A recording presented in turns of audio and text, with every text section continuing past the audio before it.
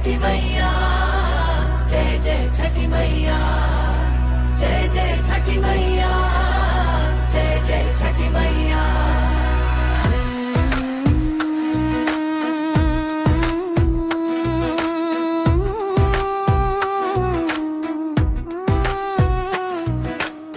छठी मैया तो हर महिमा पार है, घाट घाट गूंजे तो हर जयकार है। छठी मैया तो हर महिमा पार है, घाट घाट गूंजे तो हर जयकार है। डूबत सूरज के अर्घ दिए छी हम, उगत सूरज से मांगै छी प्यार है। डूबत सूरज के अर्घ दिए छी हम, उगत सूरज से मांगै छी प्यार है।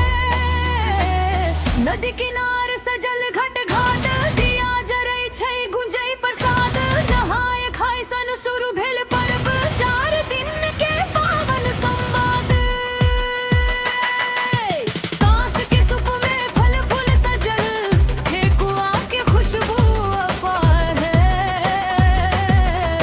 छठी मैया तो हर महिमा पार है। छठी मैया तो हर महिमा पार है। छठी मैया तो हर महिमा अपार है। छठी मैया तो हर महिमा पार है।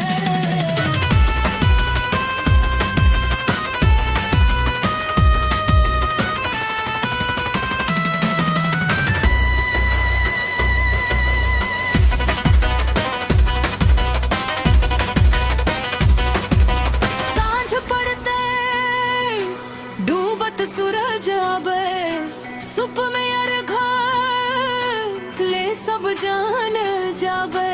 गंगा जल सो अंजुरी भर के भक्त सब विनती गावे।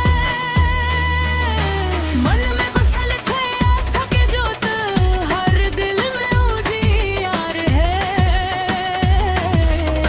छठी मैया तो हर महिमा पार है। छठी मैया तो हर महिमा पार है।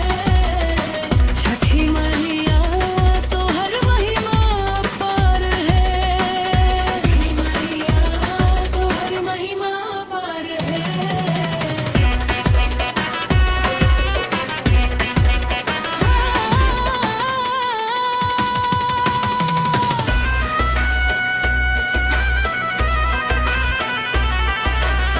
भोर भैलू गईत सूरज देखू, नव किरण सन जग उजियार भे।